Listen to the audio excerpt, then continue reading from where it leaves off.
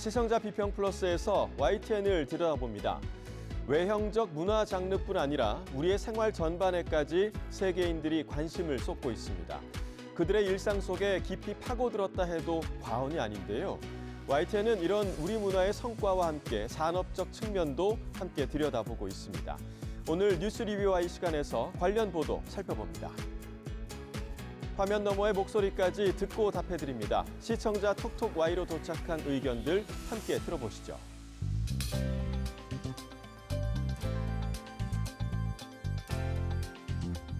시청자 여러분 안녕하십니까? 나경철입니다.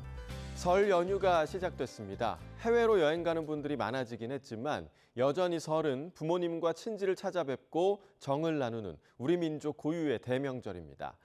떨어져 살며 힘들고 지쳤을 시간들, 따뜻한 정과 푸짐한 음식을 함께 나누면서 한껏 위로받고 또 재충전하는 시간 되시길 바라겠습니다. 이번 주 시청자 비평 플러스 뉴스 리뷰 Y 먼저 시작합니다.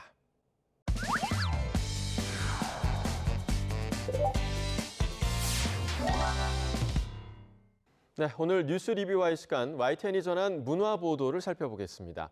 함께 이야기 나눌 두 분을 모셨습니다. 먼저 강보라 시청자 평가원입니다. 이동우 해설위원 실장입니다. 최근 마의 장벽으로 불렸던 그래미에서 K-팝 데모넌터스의 사운드 트랙이죠. 골든이 수상을 하면서 K-팝의 전 세계적인 파급력과 영향력을 실감하게 했습니다. 또 전통무용을 현대적으로 재해석한 일무도 무용계 오스카상으로 통하는 배시 어워드에서 최우수 안무가 창작자상을 거머쥐면서 호평을 받았는데요. 이러한 장르 문화뿐 아니라 우리의 생활 문화까지 세계의 관심과 선망이 갈수록 커지고 있습니다. 자, 언론이 주목하지 않을 수가 없는데요.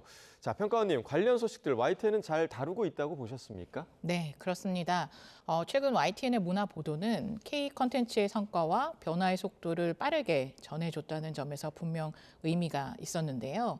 과거 문화 보도는 흔히 가볍다거나 아니면 즐기는 영역으로 여겨졌지만 현재 우리 사회에서는 산업과 노동, 정책, 기술과 윤리까지 여러 문제들이 가장 응축되어 드러나고 있는 분야로 자리 잡고 있습니다. 오늘은 최근 YTN이 전한 문화예술 연예계 보도를 중심으로 문화 발전 속도만큼이나 조금 더 신중하게 질문해 볼 지점은 없었는지, 또 보도 전문 채널로서 한 발 더 들어갈 수 있었던 대목은 어디였는지를 중심으로 몇 가지 비평 포인트를 나눠보겠습니다. 자, 그럼 어떤 부분부터 좀 살펴볼까요? 네. 바로 BTS 완전체 컴백, 해외 시상식 수상, 그리고 글로벌 흥행처럼 이른바 K컬처의 위상을 전면에 내세운 보도들을 주목했는데요. 예. 이런 소식들은 시청자로서 물론 굉장히 반갑고 자부심을 느끼게 만드는 뉴스이기도 합니다. 이러한 이슈들은 언론의 입장에서는 성과를 전하는 역할과 그 성과를 한 번 더 질문하는 역할에 대해 고민하게 합니다. 실제로 최근 YTN 보도를 쭉 보면 K-팝과 K-콘텐츠가 거의 국가대표처럼 다뤄지고 있다는 인상을 받게 되는데요. K-팝을 소재로 전 세계에서 캐대언 현상이라는 돌풍을 일으킨 K-팝 데모넌터스가 골든글로브 이관왕의 영예를 안았습니다. 미국 로스앤젤레스에서 열린 제83회 골든글로브 시상식에서 캐대언은 애니메이션상과 주제가상을 수상하며 금빛 질주를 이어갔습니다. 세계 최고 권위의 음악 시상식 그래미 어워즈에서 K-팝 데몬헌터스 사운드 트랙 골든이의 K-팝 최초 수상을 기록했습니다. K-팝을 비롯한 한국계 뮤지션이 그래미의 대중음악 부문에서 상을 받은 건 이번이 처음입니다. BTS가 2021년부터 3년 연속 후보에 올랐지만 수상까지 이어지진 못했습니다. 2020년 BTS가 미국 MBC 인기 프로그램 지미 펠런 쇼에 출연해 경복궁 근정전을 배경으로 선보인 무대입니다. 이로부터 약 5년 반 뒤인 오는 3월 21일 BTS가 서울 광화문 광장에서 완전체 컴백 공연을 엽니다. 그래미에서 골든의 수상이라든지 골든글로브 이관왕, BTS 광화문 공연까지 다 좋습니다. 시청자도 분명 듣고 싶어하는 소식들이고요. 문제는 바로 그 다음인데요. 한국이 해냈다를 넘어서 무엇이 달라졌고 어떤 문제가 여전히 남아있는지를 끝까지 밀어붙였는지 고민하게 됩니다. 네, 그러니까 자부심과 공적 역할 사이에 전해져야 할 부분이 많다 이렇게 보신 것 같습니다. 네, 그렇습니다. 예컨대 캐디언 관련 보도는 한국의 감독, 그리고 미국 자본, 글로벌 OTT라는 조건을 비교하면서 기존 K 콘텐츠 성공 공식과는 차이를 짚어준 점이 꽤 인상적이었는데요. 예. 음반을 발매한 미국의 레코드사도 골든을 K-팝으로 분류하고 있습니다. 실제 노래에 한국말 가사가 들어가고 SM 엔터테인먼트 연습생 출신인 작곡가 이재, 가수 오드리 누나, 레이 아미 모두 한국계 미국인입니다. 그렇다고 골든을 K-팝으로 단정하기엔 고민해볼 부분이 많습니다. 제작사가 스파이더맨 등을 만든 미국의 소니 픽처스 애니메이션이고 유통 경로도 미국의 OTT 채널인 넷플릭스입니다. 작곡가와 가수, 감독도 엄격히 따지면 외국인이고 한국 기획사의 참여는 일부에 불과합니다.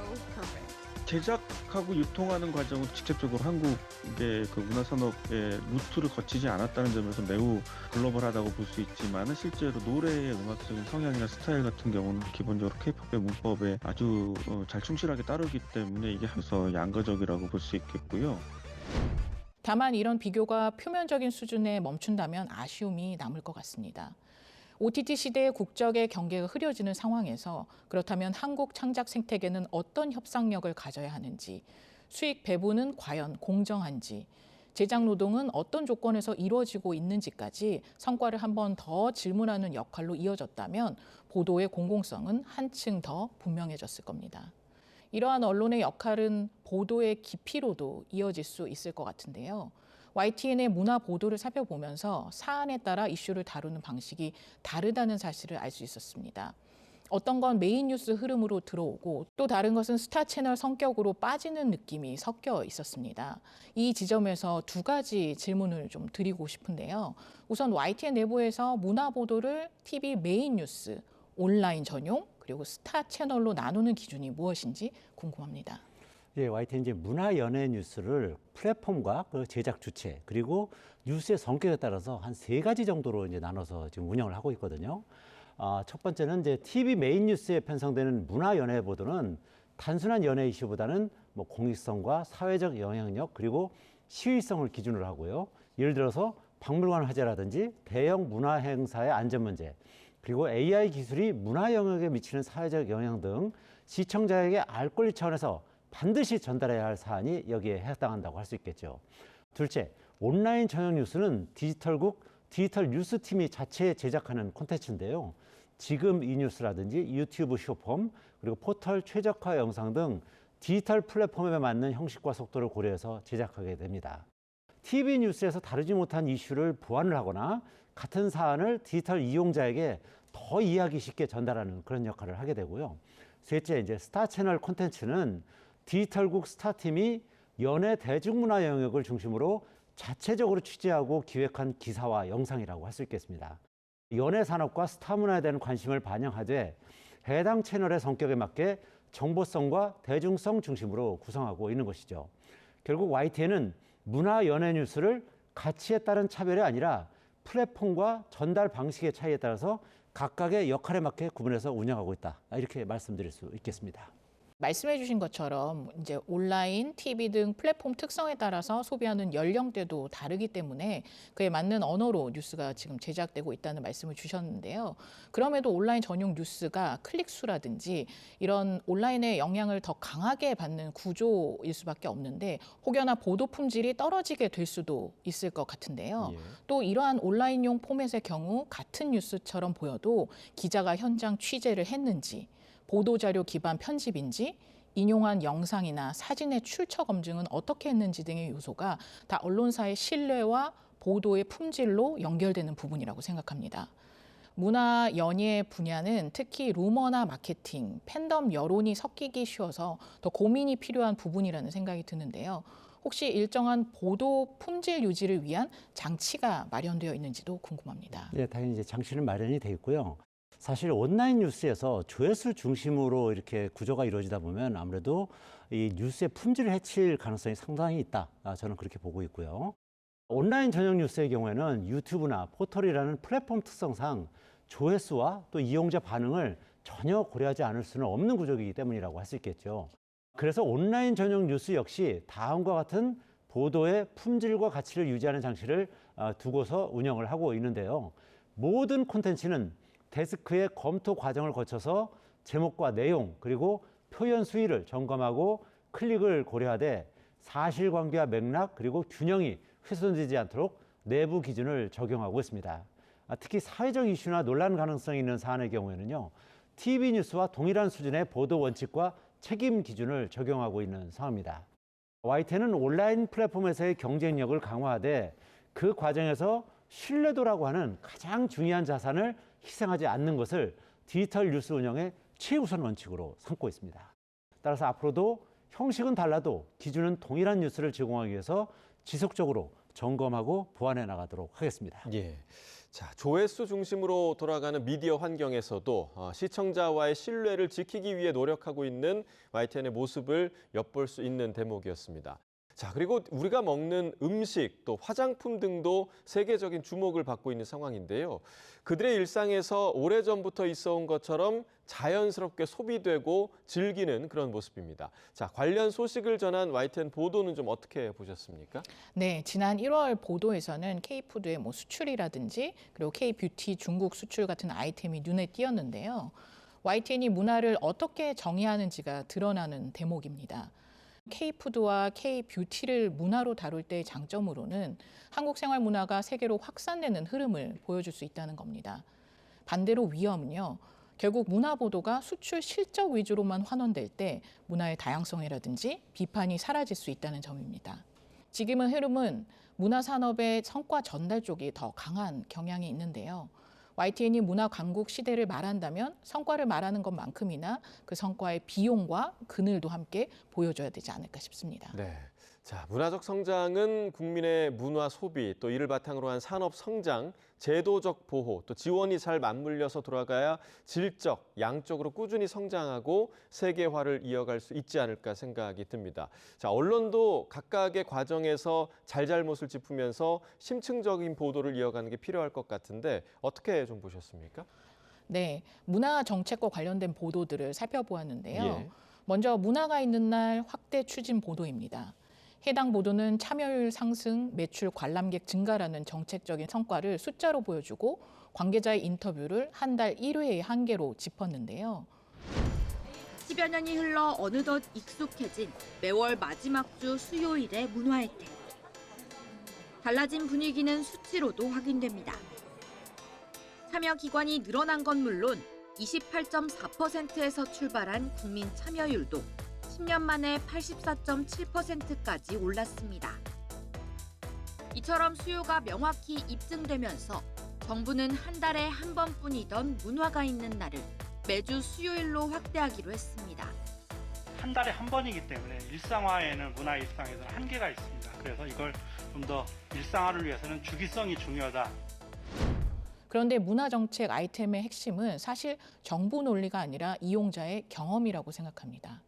혜택이 누구에게 실제로 가는지, 지역의 격차는 어떤지, 평일 수요일 확대가 직장인에게는 접근 가능한지, 소외계층 접근성은 좋아졌는지, 확대가 결국 문화시설의 노동 강도만 올리는 건 아닌지, 이게 빠지면 정책 보도는 늘 좋은 일 한다에서 끝나기 쉽습니다.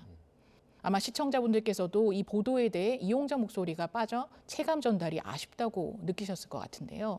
저 또한 그 지점이 딱 핵심이라고 보고 있습니다. 예. 입장료 현실화 이슈도 마찬가지가 아닐까 싶습니다. 한국 문화 정책을 정리하면서 국립중앙박물관, 군과 능 입장료 문제를 논의가 필요한 사안이라고 짚은 지점은 아주 좋은 방향이었습니다. 국립중앙박물관의 상설 전시는 무료이고 주요 궁과 능의 입장료는 20년째 제자리입니다. K관광 3천만 명 시대에 맞게 입장료를 현실화해야 한다는 목소리가 높지만 국민 정서나 보편적인 문화 향유라는 원칙을 고려해야 하는 것이 부담입니다. 여기서도 시민의 목소리를 예를 들어 입장료를 왜 올리나, 얼마나 어디에 쓰나에 대한 합의를 이끌어내는 취재가 더해져야지 논쟁이 공론화될 수 있을 거라 생각합니다. 또 1년 새 대형 박물관에서 3차례나 화재가 발생했다는 사실을 시계열로 정리해서 보여준 보도도 있었는데요. 재난으로부터 국가유산을 보호하기 위한 정부 정책의 부실한 허점이 도마 위로 오른 것입니다. 이 보도는 국가유산 관리 시스템, 정부 정책 전반에 경종을 울리는 문제 제기로 확장됐다는 점에서 의미 있는 사례였는데요. 지난해 2월 국립한글박물관의 화제 모습입니다. 증축 공사 과정에서 불이 나 정조의 한글 편지 등 소장 유물 8만 6천여 점 가운데 상당수가 다른 국립박물관으로 긴급 이송됐습니다. 영남 지역 산불로 보물인 의성 보은사 가운느 등 국가유산 30여 점이 불에 탔습니다. 6월에는 국보 9점과 보물 8점 등이 전시된 조계종 불교중앙박물관 건물에서도 불이 나 주요 유물이 긴급 이송되기도 했습니다. 국가유산청은 박물관을 비롯한 전국의 주요 국가유산에 대한 안전 진단과 함께 화재 대응 매뉴얼을 재점검하기로 했습니다. 이 지점에서도 한 가지 아쉬움이 남습니다. 대책 마련이 필요하다는 정부 입장을 전하는 데서 멈추기보다 이후 실제로 무엇이 달라졌는지, 예산과 인력이라든지 시설 점검 시스템은 어떻게 보완됐는지까지도 후속 보도로 이어졌다면 언론의 감시 기능은 더욱 분명해졌을 거라고 생각합니다. 문화재와 박물관은 한번 훼손되면 되돌릴 수 없는 자산입니다. 문화보도가 단순한 소식 전달이 아니라 공공 안전과 책임을 묻는 뉴스가 될 수 있다는 점을 이번 보도가 잘 보여줬다고 생각합니다. 네, 우리 문화에 주목하는 세계인의 관심이 뿌듯하기도 하면서 또 한편으로는 신기하기도 한데요. 자, 이럴 때일수록 우리 문화가 더 건강하게 성장할 수 있게 지켜보는 게 바로 언론의 역할이겠죠. YTN은 한국 문화가 현재 거두는 성과와 함께 나아갈 올바른 방향까지 발굴해서 보도하겠습니다.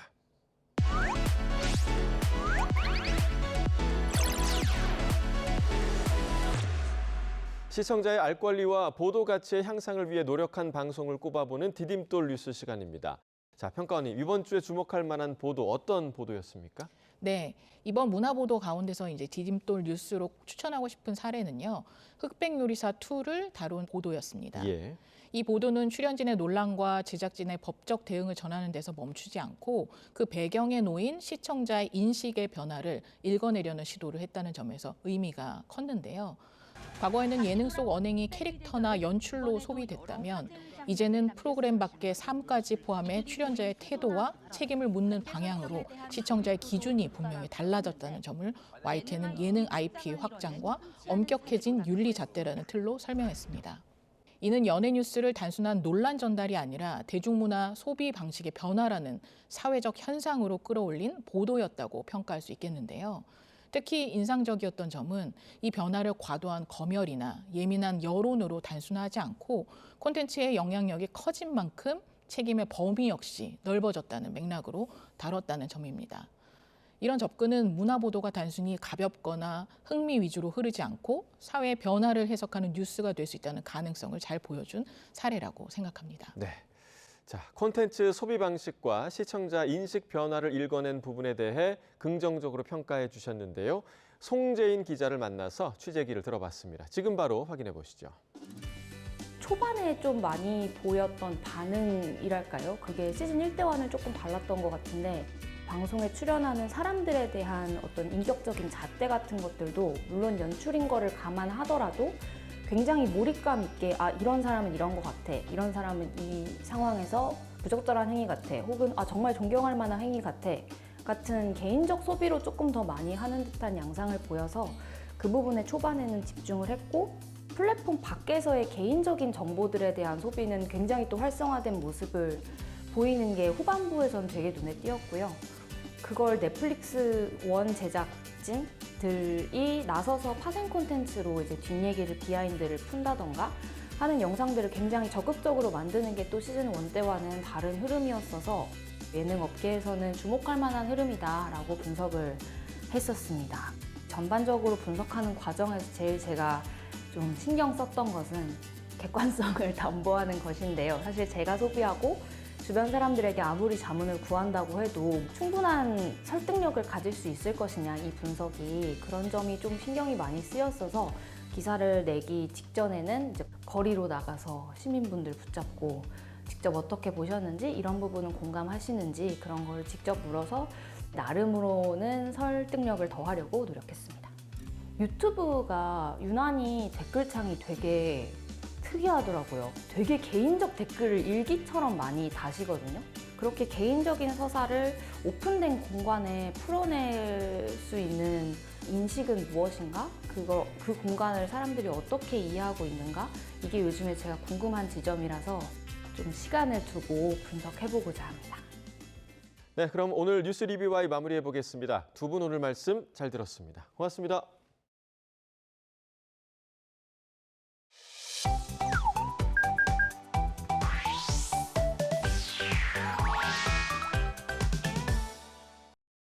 뉴스는 전달로만 끝나지 않습니다. 뉴스를 본 시청자의 생각이 더해질 때 비로소 완성되는데요. YTN을 향한 시청자의 목소리를 듣고 YTN이 답하는 시청자 톡톡 Y 시간입니다. 오늘은 어떤 의견이 들어왔을까요? 지금 바로 확인해 보시죠. 안녕하세요, 황지연입니다. 뉴스를 봐도 풀리지 않는 궁금증, 이 시간에 속 시원하게 풀어드리겠습니다. 그럼 시청자 톡톡 Y 첫 번째 보도부터 살펴볼까요? 수백 명이 모인 SNS 오픈 채팅방에 2026년도 6월 평가원 수학영역 시험지 파일이 공유됩니다.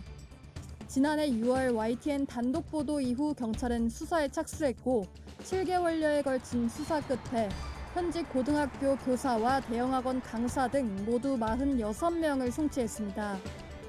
이들은 2019년 6월부터 지난해 6월까지 흔히 6평, 9평으로 불리는 수능 모의평가 문제지를 시험 종료 전에 미리 빼내 공유한 혐의를 받습니다. 수능 모의평가 문제지 유출 사건의 수사 결과를 전한 보도였는데요. 이런 문제에 대해 나라에서 제도적 대응은 어떻게 하고 있는지 정보를 보충해주면 좋겠다는 시청자 의견이 있었습니다. 수험생들이 1년 동안 노력하고 고생해서 값진 결과를 얻는 날, 바로 수학능력 시험 날이죠. 각자가 최선을 다해 그동안의 노력을 보여주는 중요한 순간인데 최근 수능 모의평가 문제가 유출된 사건이 발생하며 수험생을 허무하게 만드는 일이 벌어졌습니다. 그렇다면 시험 무단 거래 등에 대한 교육부의 대응 알아볼까요? 교육부는 2023년 사교육 카르텔과 관련해 교원의 사교육 업체 관련 겸직 허가 가이드라인을 발표하기도 했죠. 이후 교육부는 공교육과 사교육 사이 부정행위를 막기 위해 사교육 카르텔을 대대적으로 단속한 데 이어 문제 유출 행위에 대한 후속 조치를 보완하자는 취지에서 2024년 교육공무원 징계 양정 등에 관한 규칙 일부 개정령안을 마련하기도 합니다. 그럼에도 불구하고 현직 교사와 사교육 업체 간의 불투명한 연결고리는 쉽게 끊기지 않았는데요. 또다시 일타 강사와 현직 교사 간 시험 문항 거래에 대한 파장이 일고 있는 가운데 교육부가 재발을 막기 위한 특단의 제재 규정을 마련합니다.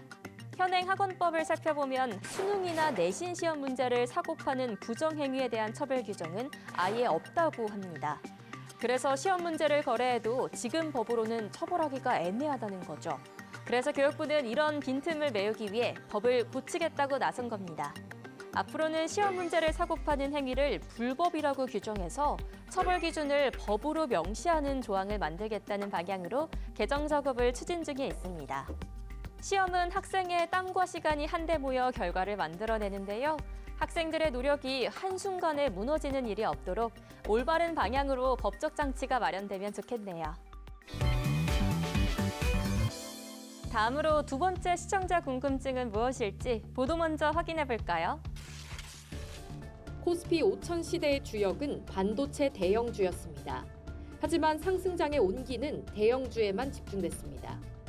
코스피 대형주는 새해 들어 20% 뛰어 올랐지만 중형주와 소형주는 각각 8%, 1.2%가량 상승하는 데 그쳤습니다.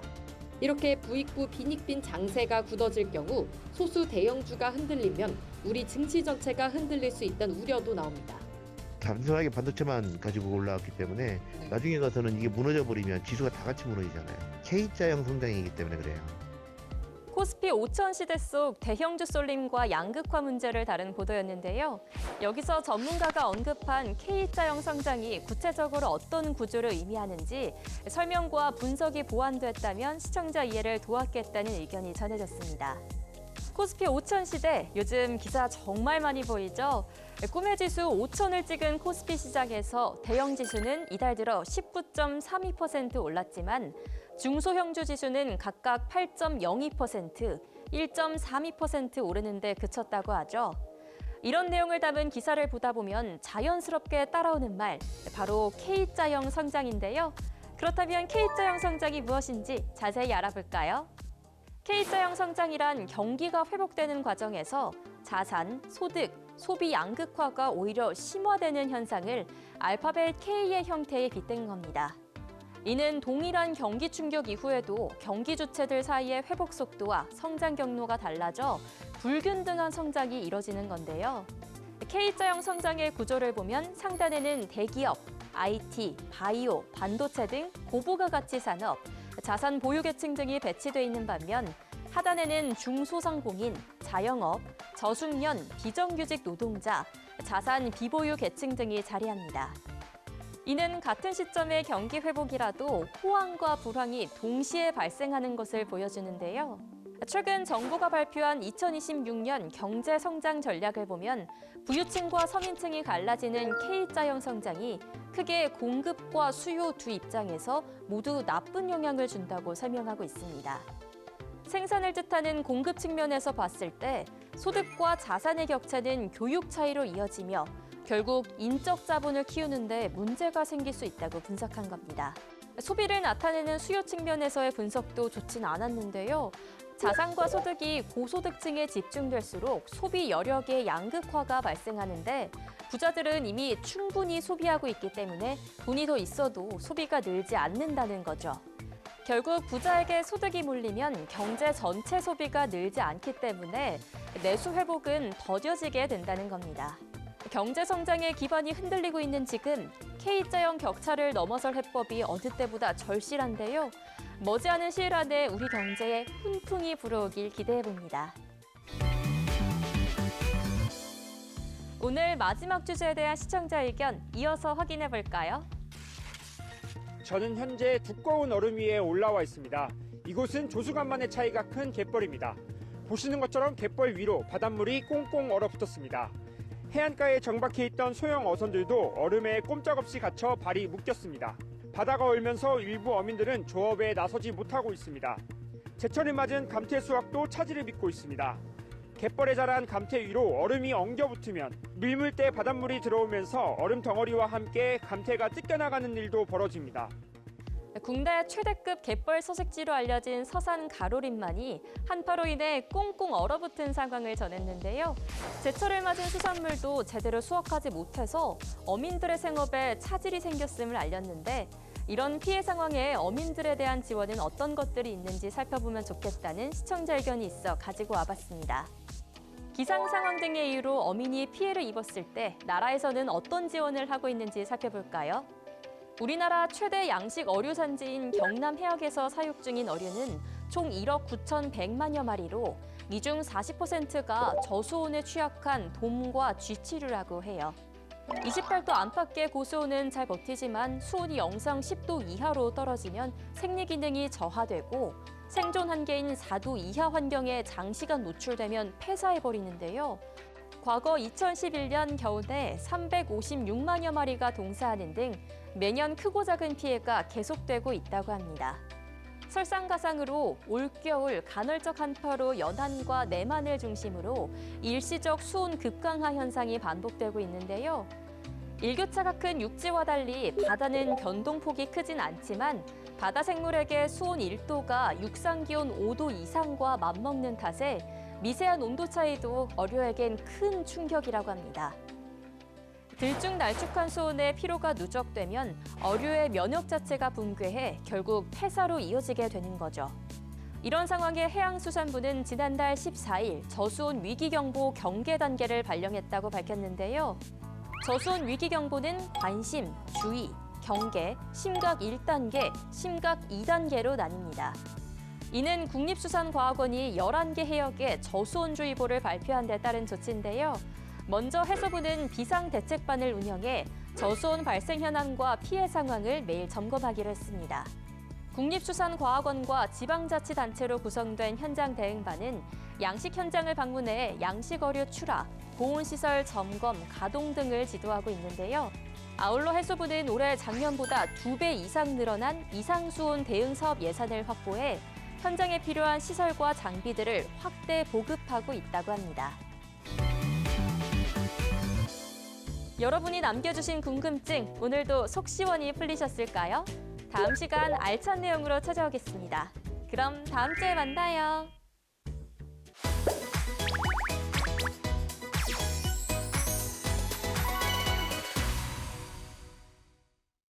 안녕하세요. YTN DMB 시청자평가원 박하민입니다. 도시개발은 단순히 공간을 짓는 일이 아니라 그 안에서 살아갈 사람들의 삶을 설계하는 일입니다. 그러나 화려한 조감도와 장밋빛 전망이 현실과 어긋날 때 그 부담은 고스란히 시민에게 돌아오게 되는데요. 이번 주 팩트 추적에서는 지자체 주도의 대규모 개발 사업이 왜 반복적으로 실패하는지 그 구조적 원인을 심도 있게 알아보았습니다.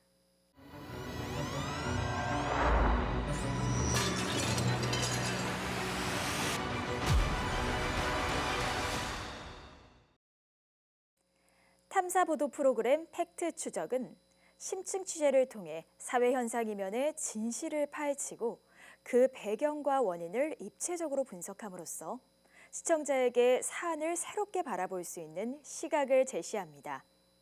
이번 주는 야심찬 계획 도시가 어떻게 유령 도시로 전락했는지를 실제 사례와 현장 취재를 중심으로 차분하면서도 집요하게 추적했습니다. 먼저 감정에 호소하기보다 팩트에 기반해 문제의 본질을 짚어낸 점이 인상적이었습니다. 거북섬 사례에서는 80%가 넘는 공실률 수치를 제시하며 현장의 체감과 통계를 정확히 연결했고, 미단시티 사례에서는 10년간 멈춘 공정률과 투자 규모를 구체적으로 제시해 사업 실패의 심각성을 객관적으로 설득했습니다. 또한 상인과 투자자, 시민 인터뷰를 통해 실패의 피해가 고스란히 개인에게 전가되고 있음을 보여주었고, 지자체와 사업자, 행정 시스템의 책임 문제 역시 회피하지 않고 짚어냈습니다. 단순한 경기 침체나 상권 부진이 아닌 수요 검토 부재와 특정 시설 의존, 선분양 중심 구조와 행정 책임의 공백이라는 근본적인 원인을 다루며 문제를 풀어간 점이 돋보였습니다. 특히 행정이 개입한 도시인 만큼 행정이 책임져야 한다라는 상인의 발언은 방송이 제기하고자 한 문제의식을 명료하게 드러냈습니다. 후반부에서는 수원 행리단길과 성수동 사례를 언급하며 실패 사례와 대비되는 해법을 제시했습니다. 무에서 유를 만들겠다는 발명형 개발이 아닌 기존 자산과 수요를 읽어내는 발견형 도시 재생이 얼마나 다른 결과를 만들어내는지를 보여주며 앞선 문제 제기를 현실적인 대안으로 확장시킨 점이 기억에 남았습니다. 다만 여러 실패 사례가 연이어 제시되다 보니 시청자에게 다소 무거운 인상을 줄 수 있었는데요. 성공 사례로 전환되는 지점에서 두 방식의 차이를 조금 더 명확히 비교해 주었다면 메시지가 더욱 또렷하게 전달됐을 것이라는 아쉬움이 남습니다. 그럼에도 불구하고 팩트 추적은 지자체 주도의 대규모 개발 사업이 왜 반복적으로 실패하는지를 구체적 사례와 데이터 그리고 현장의 목소리를 통해 균형감 있게 짚어낸 완성도 높은 탐사 보도였습니다. 무엇을 지을 것인가 보다 무엇이 필요한가를 먼저 묻는 시선이 요구된다는 지적은 앞으로의 도시 정책과 행정 전반에 중요한 기준점을 제시했다고 평가할 수 있겠습니다. 화려한 계획 뒤에 가려진 현실을 직시하게 한 이번 방송은 개발이라는 이름으로 반복되어 온 실패의 고리를 끊기 위해 어디서부터 변화가 시작되어야 하는지를 분명히 보여주었습니다. 이러한 문제 제기는 특정 지역의 사례를 넘어 공공개발 전반의 책임과 방향을 다시 묻게 했다는 점에서 큰 의미가 있습니다.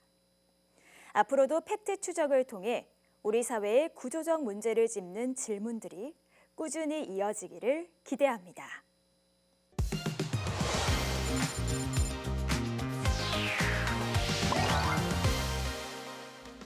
YTN의 보도를 되짚어보는 데 있어 시청자 여러분의 목소리는 중요한 기준이 됩니다. 방송에 대한 여러 의견들 SNS와 홈페이지를 통해 남겨주시고요. 시청자 비평 플러스는 다음 주 보다 깊이 있는 시선으로 찾아뵙겠습니다.